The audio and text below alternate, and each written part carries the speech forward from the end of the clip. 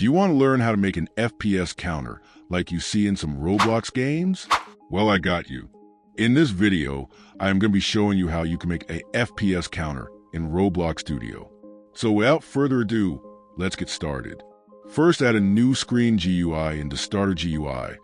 Then add a text label to the screen GUI. Now customize the text label however you like and place it anywhere you like.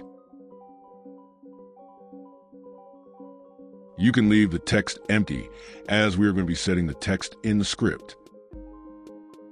Set the text size to whatever you like, or just turn on text scaled.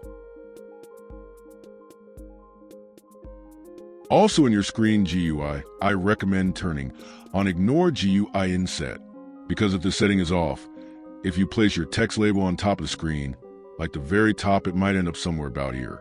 But if you turn on this setting, it will be normally on top like this. Okay, now insert a script into your text label and copy what I write.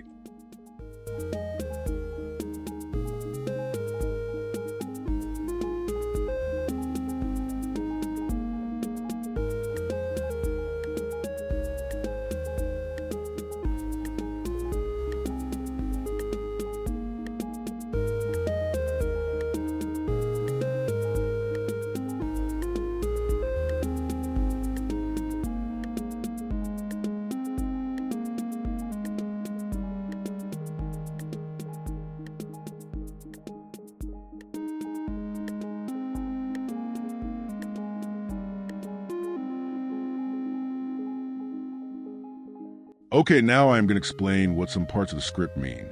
Run service is a Roblox service that lets us connect to events related to the game's loop. The one we care about here is render step, which runs every single frame, right before the frame is drawn on your screen. So as I said, this runs our function every single frame. Delta time is a time in seconds since the last frame. For example, if your game is running at 60 FPS, delta time is about 0.016 seconds. Now, frames count will track how many frames have passed. Time elapsed will track how much time in seconds has passed. Together, these let us calculate FPS. Here, we add 1 to the frame counter. And here, we add the time since the last frame to time elapsed. Instead of updating the FPS every frame, which will flicker like crazy, we only update it every second. Now here we use some math to calculate the FPS.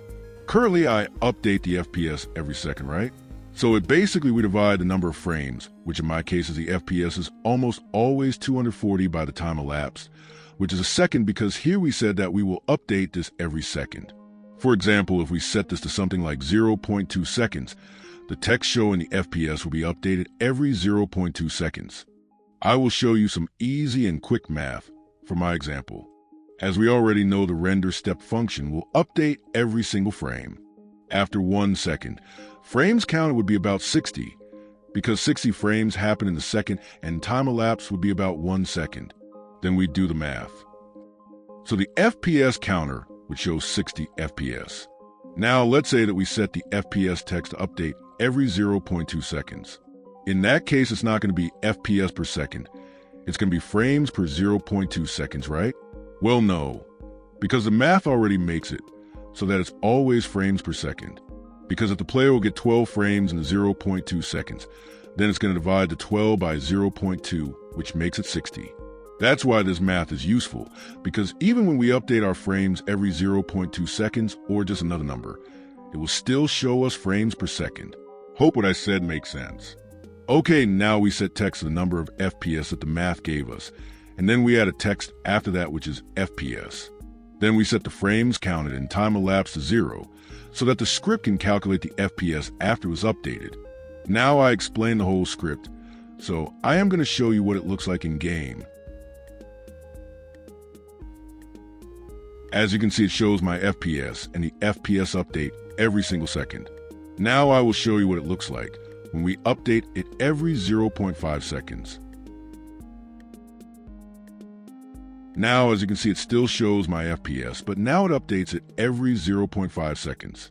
If we set it to something really low, like 0.01 seconds, then it's going to be updating like crazy, but it still will work.